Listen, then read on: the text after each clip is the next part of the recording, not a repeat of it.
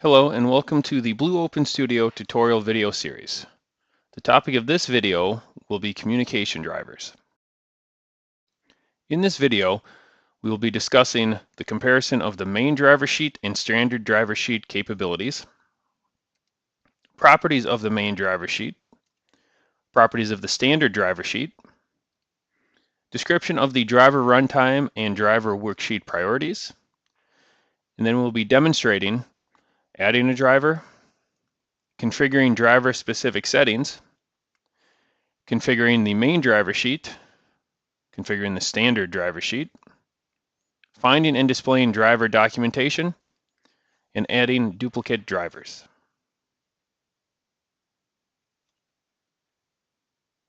In Blue Open Studio, there are two different driver worksheets that are able to be configured.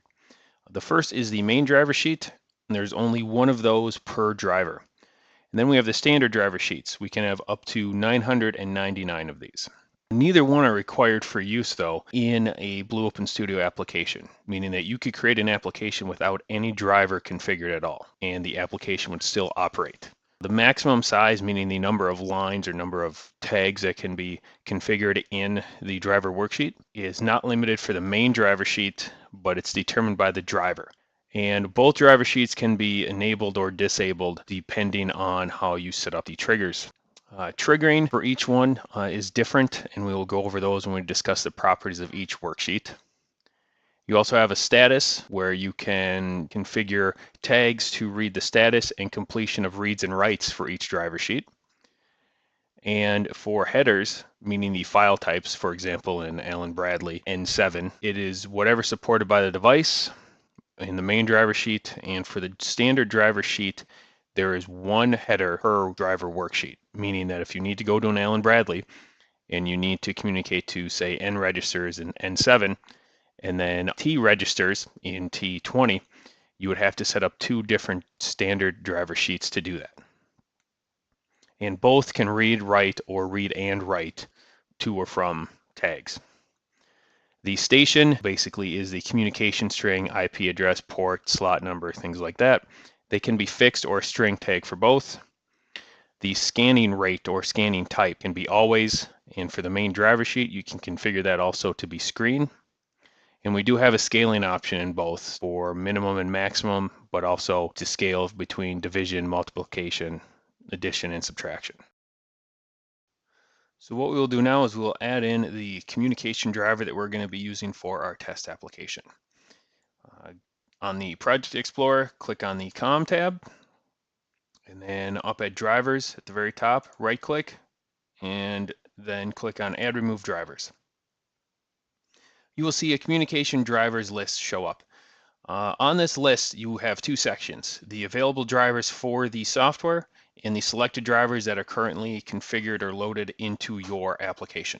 These two fields are broken up into two columns. The first is DLL, which has a 4 or 5 digit code for the driver, and then the second is the description that tells you which driver it is. For this training application, we're going to use the Modbus TCP. So we want to go to M and find MOTCP. We just select it, click select, and it adds it into the selected drivers. Additionally, you can also double click and it'll add it in as well. And if you ever need to remove one, you would just come here, highlight or select the one under selected drivers, and either double click or click on remove. Once we have our driver selected, just click OK. And now when we expand the drivers group, we see MOTCP. Now what we will do is we'll look at the driver specific settings. And to get to that, we'll just select the driver that we want to set, right click, and then select settings. And what this does is this brings up the driver specific dialog box. For MOTCP, we see that most of it is grayed out because it's for serial communication. Since this is an Ethernet driver, the majority of that is already pre-configured.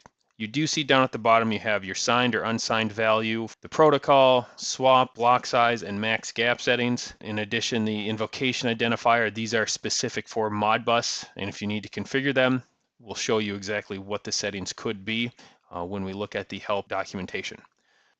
So now we'll click on Advanced, and we'll look at the advanced settings.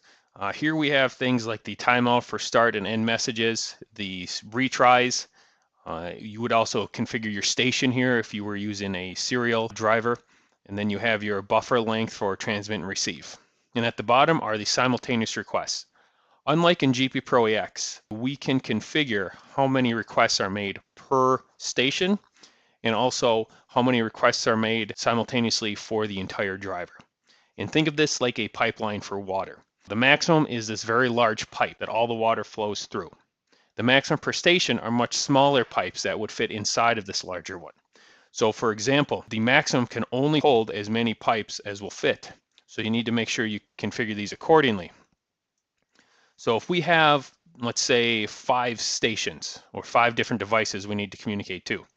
If I put in here 2, that means I want 2 simultaneous requests per station. In order to get all 10 of those, because 5 stations times 2 is 10, I would have to set maximum to 10. If I set it any lower to 8, then what it would do is it would make 1 request per station, and then the first 3 stations would get an additional simultaneous request, and then 2 would be left out. This is something that you need to keep in mind when it comes to troubleshooting communication speed. This is a good thing to look at, but also the higher the simultaneous requests, both maximum and maximum per station, the more processing or CPU utilization that the application will take. So there is a trade-off on how these are set. For us, we're just going to leave it at 1 maximum and 1 per station. We click OK, and we click OK. We will now look at the properties and how to configure a main driver worksheet. But before we do that, we have to add a member to one of our classes. So we're going to go under Project Explorer to the Global tab, expand classes. In this case, it's going to be the C driver class. And then I'm going to click on Datasheet View to bring it up. And I'm going to add a new member called Station. And I'm going to make that a string. Once I have that added, I just close the worksheet. And then I will come back to the COM tab. And then I will expand MOTCP, and I'll see a main driver sheet entry there. And I will simply open it by double-clicking. Anytime you add a driver into an application, the main driver sheet is automatically generated. Now, you don't have to use it for communication. You could leave it blank, and then it's simply just not attempting to communicate to any device. The driver sheet is broken up into 2 sections. We have the header at the top, and then the body at the bottom. We have in the header a description field. We could change it from main driver sheet if we like. I'm not going to. Then we have a disable field. And we'll see these throughout Blue Open Studio. And how they work is they evaluate whatever tag or value or expression that is put into this field. And if that evaluates as true, then it will disable communication for the driver. In Blue Open Studio, a true-false is not like it is in GP Pro EX. A true value is any non-zero. So 1, -15, a fraction, a decimal, any number other than 0 can be true. And then a false value is 0. So if whatever expression, tag, or value you put into the disable field is not 0, it will then disable communication for the driver. For us, we are going to add a tag in here. And there's 2 ways to do it. We can first type in the tag, or if we right click, we can select Insert Tag Expression. This brings up the Object Finder. And the Object Finder allows you to sort the tags by the project, tags that you've created, system tags, any available functions that you may want to use. In this case, we're going to select project tags, and then we're going to highlight the MDV class. And at the top, you see I can select member, and it brings up a list of all of the members for that class. And in this instance, I'm going to select disable, then click OK. And now you see that the mdv.disable tag has been put into the disable field. Then below that, we have the completed and status fields for both read and write. And how these work is for completed, we would enter a tag. So in this case, I will insert a tag. It'll be MDV again, and this will be read_COMP, and click OK. And the completed field essentially toggles the value of that tag between a 0 and a 1. Now this is simply that a read or a write has been completed. It doesn't evaluate the success of that. It simply says that I've completed my last read or completed my last write. In order to get what the status or the result of that last action is, we would have to put a tag into the status field. So we'll right click, insert tag, select MDV again, go into member, and in this case, since it's the read, I will select read underscore STAT.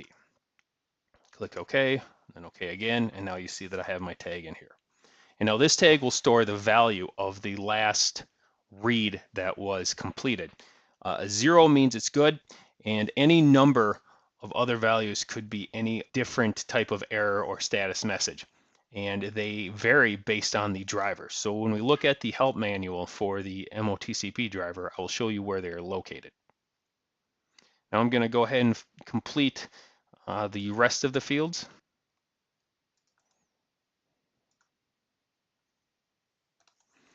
Okay, now I have the write completed field and write status field entered, and these work the same way as the read. They're only for the write action instead. And now down in the worksheet body, we have several different columns that we need to configure. We first have the tag name, which will be the tag that will receive this information inside of Blue Open Studio. Then we have the station, and this can either be a static value or a tag that stores the IP address or communication path for the specific device we're communicating with. Then the IO address, and this is now the IO or the register on that device that we're trying to either write the data to or read the data from. We have an action, meaning whether we want to just do a read, a write, or a read and write. And then there is the scan, and there are 3 options here. And those 3 options are screen, always, and auto. If you select screen, it will scan for that tag or read to the device and receive the information or write the information to that IO address, only if that tag is being displayed on a screen that is currently open in the runtime. With always, regardless of where that tag is used or whether it's being displayed on a screen, it will always scan for that. So it will always get the information for that. This is useful for things like alarms and sampling or trending. Auto, this one is a little more tricky. How auto works is the project will automatically choose either to set it as always or to set it as screen, depending on where the tag is used in the project. So essentially the application or the software goes through and it looks to see where this tag is used and it selects it appropriately. So now what we'll do is we will add in the fields for the worksheet body. And the first one I'm going to do, I'll right click and select insert tag. And we're going to select main PLC array. And I just simply, once I have it selected, click on index. And now I can select what index number I want. In this case, it'll be 0. Click OK, and then OK again. Then for the station, like I said, this could be a static value like an IP address, or we could put a tag in here. The problem is if we right click, we do not see the option for insert tag. This is because this is a text field, meaning that even if we put text in there, it would read it in as that actual value. So what we have to do is we have to manually enter in the tag inside of curly brackets. So if I do open curly bracket and then type mdv dot station, then close curly bracket, now I've entered a tag in for that field. The IO address is configured differently in Blue Open Studio than it is inside of GP Pro EX. For example, we require having a header and then the offset or the address versus the straight value. So if I want to configure this tag to read register 40,001 from the device, instead of typing in 40,001, you see that I get all of a sudden a 0x:1. I have to put in a 4x:1. What this means is it's looking at the header or file 4, and then the colon means it's a separator from the file type, and then the offset. So the 1 is the offset, so the actual address starting from 0 that I want to read. So this is 40,001. I'll leave the action set to read and write, and I'll leave the scan set to always. Now that I have the first tag entered, for the rest of the tags, I will be copying them out of an Excel file. And in a previous video, we downloaded and extracted a zip folder containing several files we'll be using when we're creating this training application. If you haven't downloaded it, there is a link in the description of this video so you can download and extract the file. So I'll first open Windows Explorer, Go to the C drive, and then to BOS Training Files. We see BOS Training Tags.xls. Open the file. I'll snap it to the right of my screen. Go back into Blue Open Studio. Snap that to the left. And as you can see, the Excel file is laid out in the similar format as the main driver sheet. And I am just going to copy lines 4 and 5. Copy them out of Excel. Paste them into the driver sheet. And they came in without any issues.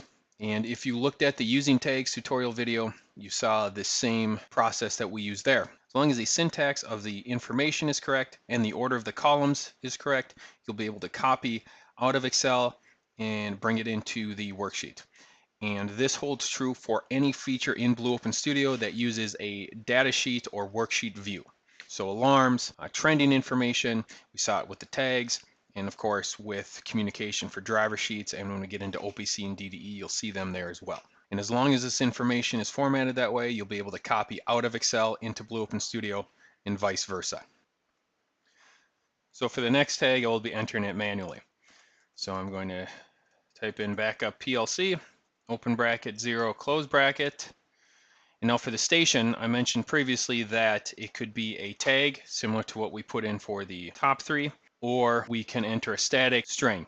This could be an IP address, this could be the port number, this could be any routing information we need to get to the device. Since we're using Modbus TCP, I'm simply going to enter in the IP address of 192.168.1.100. For IO address, 4x:1. I'm going to leave the action at read and write and the scan to always.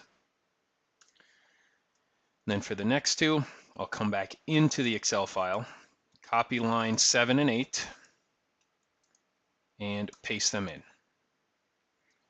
And I will maximize Blue Open Studio so we can see the full worksheet again. And now we have our 6 tags entered into our main driver sheet. Next, we'll look at a standard driver sheet. To add one into our application, we have to right-click on our selected driver, in this case MOTCP, and select Insert. Then we see the standard driver worksheet appear. It's still laid out similar to the main driver worksheet, just with a few differences. There's still a header and a body. However, the first thing you'll notice is that the header contains a few more fields than the main driver worksheet did.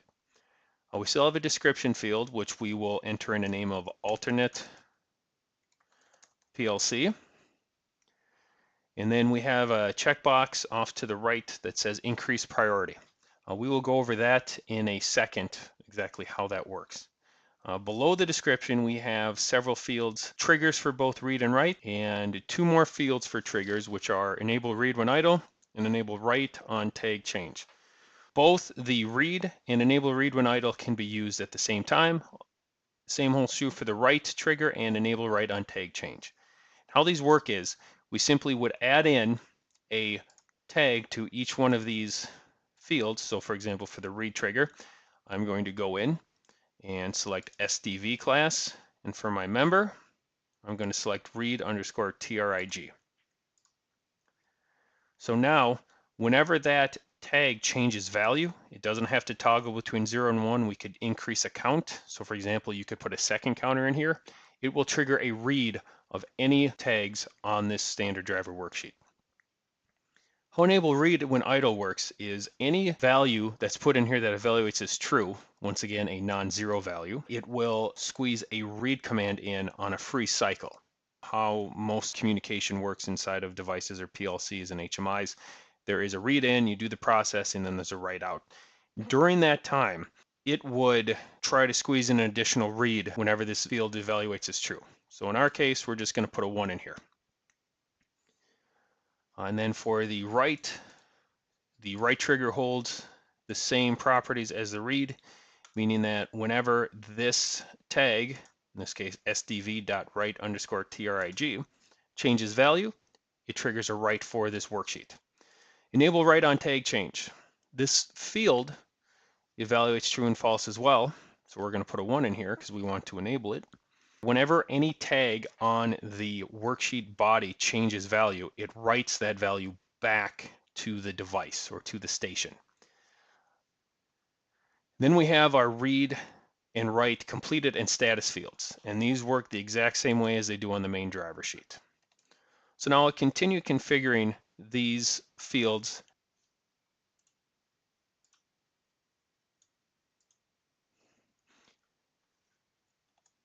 And now below those we have a station and a header field. And the station field is just like the station column in the main driver worksheet, only this time we have a single station per standard driver worksheet. And just like the station column for the main driver sheet, we don't have the option for adding in a tag because this is a straight text field. So we have to add a tag in inside of curly brackets. So for this example, I'm going to type in both an open and close curly bracket, and then I'm going to type into the middle sdv.station. And then for the header, this is similar to how the IO address field was configured on the main driver sheet. For example, the very first one we entered in had an address of 4x:1, so that was 40,001. In this case, we're putting the header or the file type that we want this main driver sheet to use. So in this example, we want these to go to the 40,000s or the holding registers. So for a header, I'm going to put in a 4x: and then a 0 because I want it to start at 0. So that would start at 40,000. If I wanted to say start at 40,100, I would simply add a 100 in.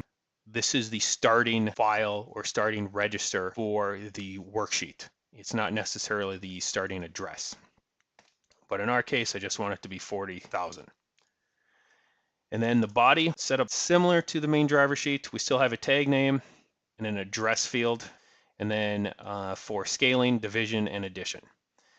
So the first one we're going to enter in, I'm going to right click and select insert tag. I'm going to select alternate PLC, value of 0. And for the address, I want this to be 40,001. And since our header says that we're starting at 40,000, just have to add a 1 in here as the offset. And if we wanted to do some scaling with division or addition, we could. You see there's only 2 columns here, one for division, one for addition. If we want to do multiplication, we'd simply divide by a fraction or a decimal. If we want to do subtraction, we'd simply add a negative number. We're going to leave those blank though. So I'll finish configuring the body of the standard driver worksheet. And to do that, I will go back into that tags Excel file. So open Windows Explorer, go into the C drive, go into the training files folder, and open the BOS Training tags.xls file. And then I will snap it to the right of my screen, go back into Blue Open Studio, snap it to the left, and I will be on the communication drivers worksheet. I'll just copy lines 14 and 15 and paste them in. Then I will maximize Blue Open Studio. Now you see that I have my 3 tags configured with the addresses. With the way that the header is configured and the way that each of the address fields are configured, my header tells me that I am pointing at a starting address of 40,000. Alternate PLC array element 0, it is looking at 40,001. Alternate PLC array element 1 is looking at 40,002. And alternate PLC array element 2 is looking at 40,003. If I wanted to change this, let's say instead of 40,000, I wanted to look at 40,100 as a starting address, I would enter that in there. And now this one is 40,101, 40,102, and 40,103. When configuring the standard driver worksheet, we saw the increase priority checkbox. And how this works is it will help increase the importance of communication for a specific driver worksheet. With the diagram, what it shows is we have the driver runtime, which is the background task of Blue Open Studio, and it's driver.dll. And then we see the 4 different priorities or different threads for messages. And then the green cylinder is the driver messages queue, essentially how all of the messages get queued up in order for sending or receiving through the driver worksheet to the device. And then we go through the individual communication driver thread or threads, and that is the driver name.dll. So how the priorities are sorted is priority 1, which is the highest, is any standard driver worksheet that has the increased priority box checked. This is any command, be it a write or read trigger, a write on tag change, or enable read when idle. As long as that increased priority box is checked, it now becomes the highest priority. And then priority 2 is a standard driver sheet write on tag change and any write commands from the main driver sheet. Then priority 3 is the write or read triggers from a standard driver sheet and a read from the main driver sheet. And then the lowest priority is a standard driver worksheet with enable read when idle. And what this is typically used for is, let's say that you only have a specific command, say a read for recipe information. And you only need to do it at a specific time. And let's say that's when a button is pushed. But you need that information as soon as that button is pressed. This is where the increased priority box would come in. You would simply give it a read trigger based on that button, configure your tags and check that box. So now that driver worksheet is at the top of the priority list. As soon as the read trigger toggles, it will then read those in before it does anything else. One caveat to this is if you would check the increased priority box for more than one standard driver worksheet, it falls back to this priority order here. So let's say, for example, we have 5 worksheets and 2 of them have the increased priority box checked. What it would do then is it would first run those 2 based on this order. So let's say that the 2 standard driver worksheets, one is a write on tag change and the second is a enable read when idle. It would first do the write on tag change and then the enable read when idle. When those 2 commands are processed, it would then do the other 3. We will now show how to access the driver help file in Blue Open Studio. There are 3 methods for accessing this PDF file. The first is the easiest, and that is to go under the Project Explorer on the COM tab, right-click on the driver, and then click Help. That will open the help file, and all of the driver help files are laid out in a similar fashion. We first have our revision for the document and the driver version number at the top, and then a breakdown of several different specifications and configuration settings. The most important ones typically are the device specs, and then configuring the communication settings and the driver worksheets. And then at the very end, we have the troubleshooting section. So if we look first at device specifications, we see that for establishing communication, target device must meet the following specifications. It gives you the manufacturer, any compatible equipment, any device runtime software requirements. And then it also gives the network specs and driver characteristics, meaning the files for the driver in Blue Open Studio. And these we will discuss in a few minutes. And then it also gives specifications for the following registers. And these correspond to the header that we configured in the main driver sheet and the standard driver sheet. And then we have the configuring the communication settings, which we went through earlier in the video. And this provides information about how the driver communication and the advanced settings need to be set and what the available configuration settings are. Then we have configuring the driver worksheets. First, it's the main driver sheet, and this gives not only an explanation of the header and the body, but also supported data for each field. For example, in the station field, it gives us the syntax that we can use, which is the IP address, port number, PLC ID. Then it provides an explanation of each one of those pieces of data.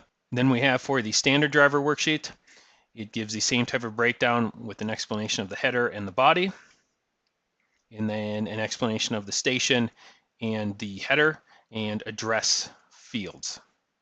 And then it gives a table that lists all of the data types and address ranges that are valid for the Blue Open Studio MOTCP driver. And then it provides a table that gives you a quick reference of how the header and address for the standard driver sheets can be configured. Then at the bottom we have the troubleshooting section. And this gives you a table of all of the error messages or status messages that are specific for the driver. These error codes will appear in the tag we configured for either the read status or the write status, depending on which action is occurring. So for example, if we get a value of 3, we see that the description says illegal data value, and then it gives us a possible cause and a procedure to solve. The second method for opening the driver help file is still under Project Explorer in the COM tab.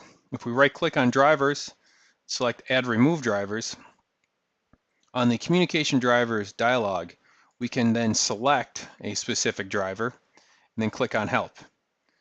What this will do is this will open the help file for the driver we have selected in that dialog. This is a great way to take a quick look at the help file for a driver we do not have configured inside of the application. And then the last way is to navigate to the help file in Windows Explorer. And a quick shortcut to get there is, once again, if we go down to the database spy and we type in the built-in function get product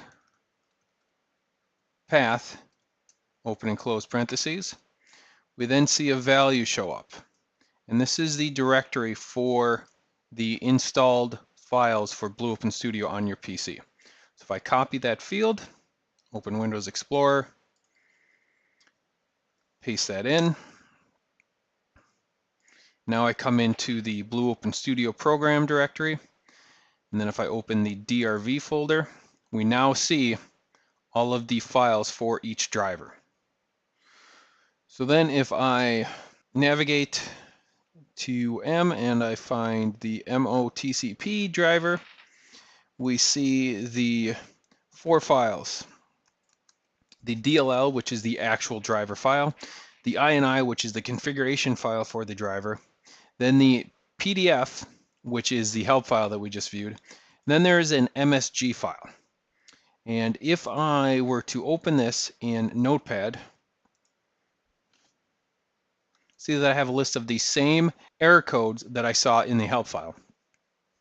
This is a great accessory file that you can use for creating your own real-time troubleshooting.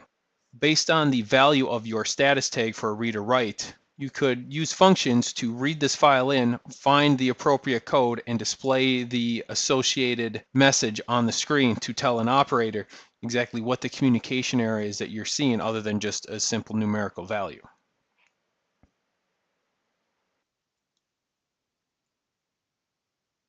We will now demonstrate how to add a duplicate driver into a Blue Open Studio application.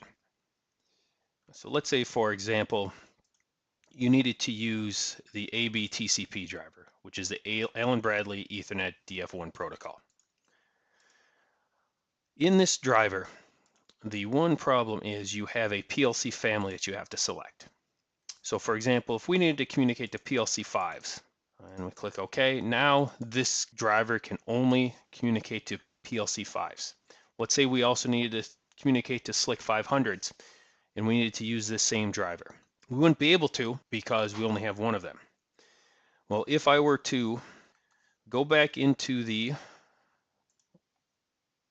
application or the program directory, go into the DRV folder, and if you recall, when we discussed it, we have these 4 files: the DLL, the INI, the MSG, and the PDF. If I were to simply copy and paste them, and then change the name, if I come back into drivers and I go to add a new one, I now see my newly added ABTCP2 that I can then select into the application. And now with this new one, under my settings, I can select the SLC 500, or if it's a PLC2, whatever the case may be. I now have 2 of the same driver, 2 identical drivers that now can be configured differently. This, however, does still count against your driver total for your license. So for example, if you were to have a license with 4 drivers, if you're using this application right now, 3 are configured, so you could add 1 more. This doesn't omit it from count. It simply allows you to add a duplicate of a driver in case you needed to configure one differently. Thanks for watching. If you have any questions, please feel free to contact ProFace America Technical Support by phone at 1-800-289-9266, option 2, or by email, support@profaceamerica.com. You can also visit our website, profaceamerica.com, for manuals, drivers, product FAQs, and other product and software information. Thanks again, and have a great day.